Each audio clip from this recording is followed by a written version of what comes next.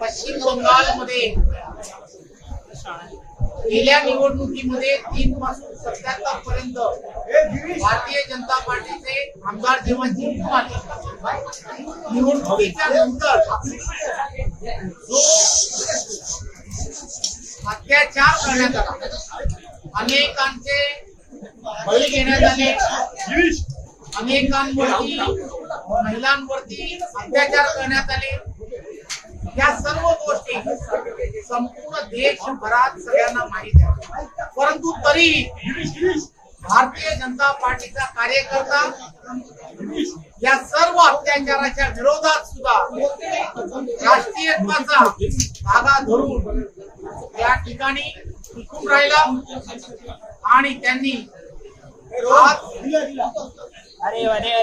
ताकदीने विजय मिळवलाय.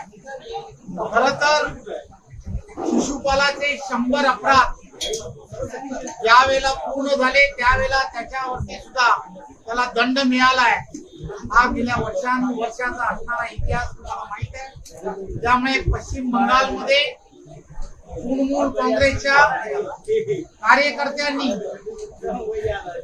ते 100 अपराधापेक्षा जास्त अपराध झाले होते आणि ते त्याला दंड म्हणून आज 2/3 मेजॉरिटीने इथल्या असणाऱ्या नागरिकांनी पूर्ण आशीर्वाद हा भारतीय जनता पार्टीला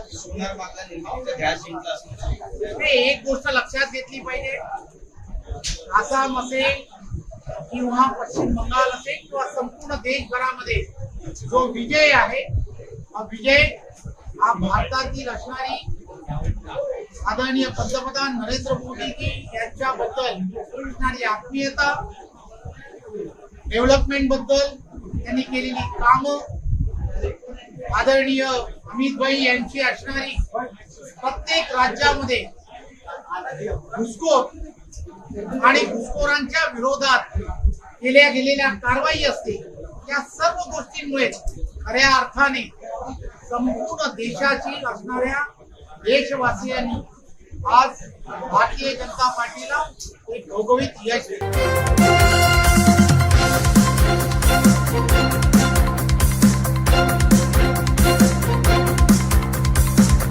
समाज साधना न्यूज, समाजहितासाठी सदैव अग्रेसर.